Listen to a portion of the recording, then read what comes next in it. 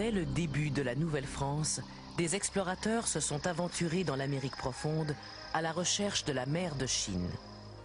Sans jamais mesurer l'immensité du nouveau continent, ils cherchaient à en percer le mystère en le parcourant de la Louisiane à la baie d'Hudson et du Saint-Laurent aux montagnes rocheuses.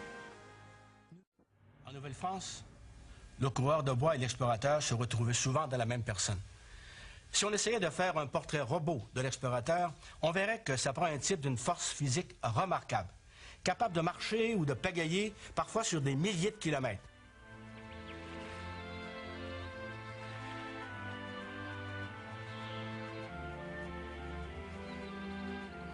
Il devait aussi avoir la force nécessaire pour porter son canot et ses bagages lorsqu'il devait faire un portage.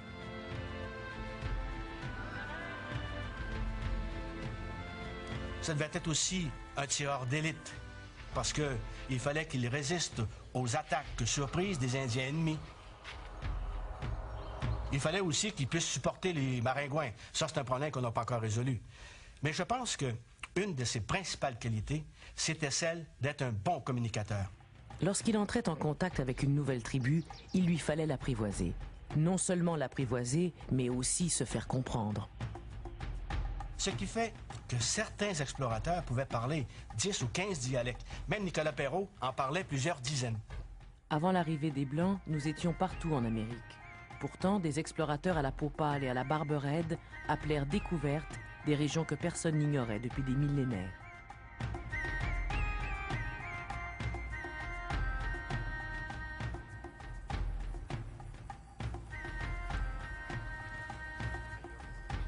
Les 5 nations iroquoises, les Mohawks en particulier, parlent une langue uto-aztèque qui est originaire du golfe du Mexique, donc définitivement qui sont venus du sud vers le nord.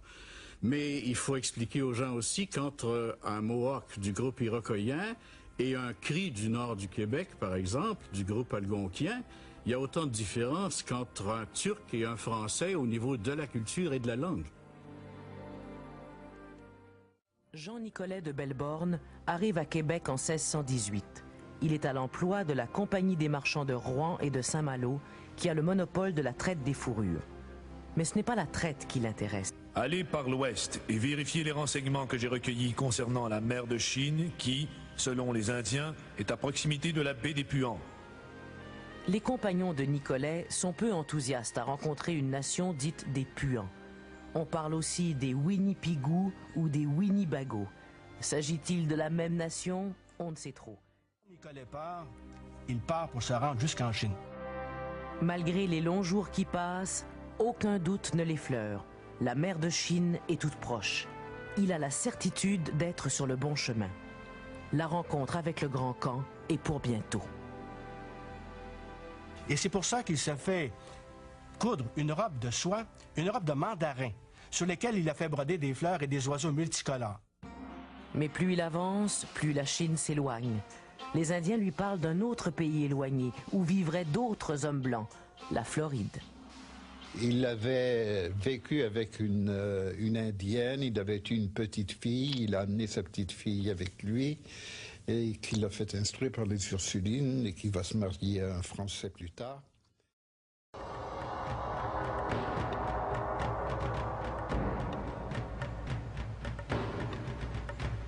Les Winnibago, c'étaient bien des puants. Ils sont stupéfaits par l'arrivée de Nicolet et, sans doute à cause de sa robe multicolore, le prennent pour un demi-dieu.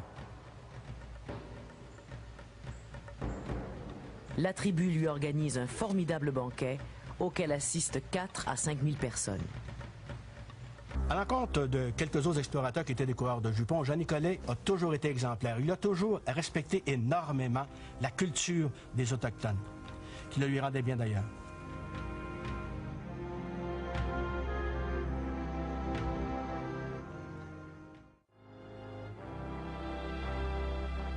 Au mois d'août 1659, Pierre-Esprit Radisson, 19 ans, et son beau-frère, 41 ans, médard Chouard des Groseilliers, quittent Trois-Rivières pour le pays des fourrures.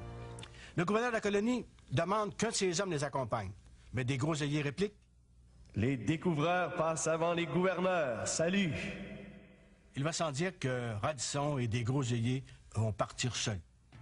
Radisson naît en France. Sa sœur Marguerite épouse Médard Chouard des Groseilliers. Capturé par les Iroquois, Radisson vit quelques années en Iroquoisie, où il apprend la langue de cette nation. On lui donne un nom indien, Oninga. Pour le moment, il file vers les forêts du Wisconsin, où il fera la traite des fourrures. Et pour impressionner les Amérindiens de cette région, ils vont montrer leur arsenal. Radisson, d'ailleurs, dans son récit de voyage, donne la liste de ce que ça contenait. 5 fusils, 2 mousquets, 3 fusils de chasse, 3 paires de grands pistolets, 2 paires de pistolets de poche, 2 épées et 2 poignards. Nous étions des Césars et personne n'osait nous contredire. Poursuivant leur route, Radisson et des Groseilliers vont aller rendre visite aux Sioux. Ils sont les 2 premiers Européens à prendre contact avec cette tribu, une des plus importantes de l'Ouest.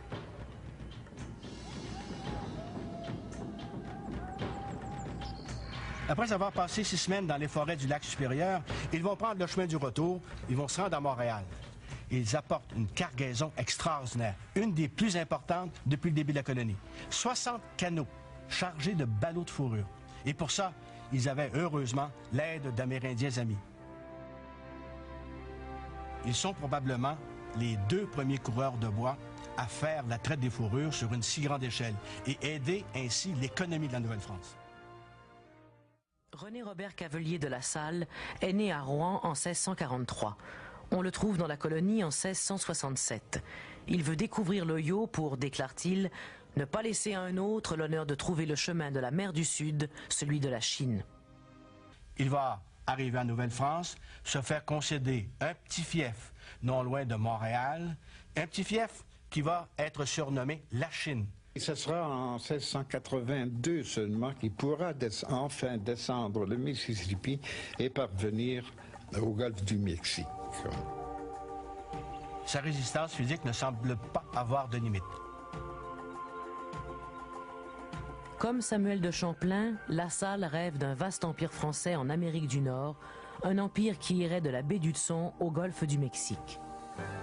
Tout comme Champlain s'était occupé du peuplement de la vallée du Saint-Laurent, La Salle espère peupler ce nouveau territoire auquel il a donné le nom de Louisiane en l'honneur de son roi Louis XIV.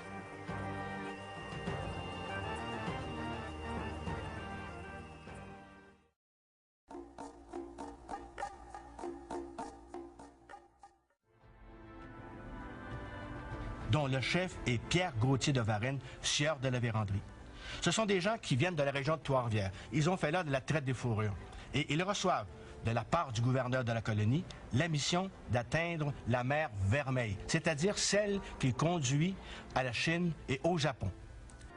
En 1731, il part donc en compagnie de ses 3 fils, d'un de ses neveux et d'une quarantaine de compagnons. Passé les Grands Lacs, l'expédition rencontre plusieurs nouvelles nations amérindiennes. Les Assiniboines, les Mandanes, les Beaux Hommes, les Petits Renards, les gens de la Petite Cerise et les Sioux.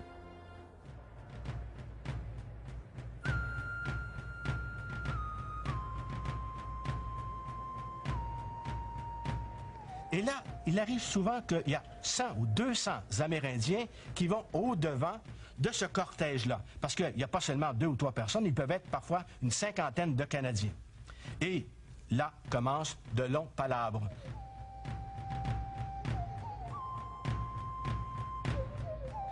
La Vérandrie sait, parce qu'il est un excellent communicateur, qu'il faut d'abord s'asseoir, discuter, manger, palabrer, et ensuite faire le commerce. C'est ce qu'il fait. Il va comme ça avancer de plus en plus vers l'ouest.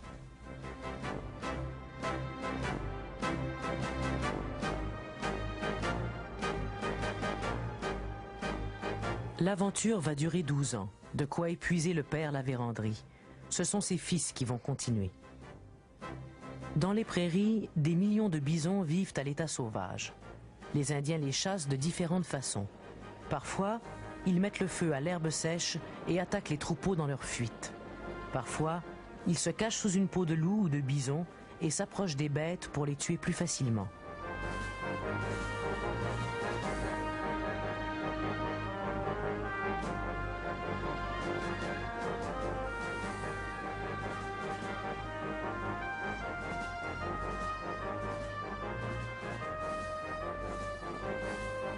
Certains, montés sur des chevaux, poussent des troupeaux vers le sommet d'une falaise. Les bêtes se tuent en tombant en bas. Ils n'arriveront pas à la mer Vermeille, qui de fait est l'océan Pacifique, que les Indiens connaissaient très bien d'ailleurs.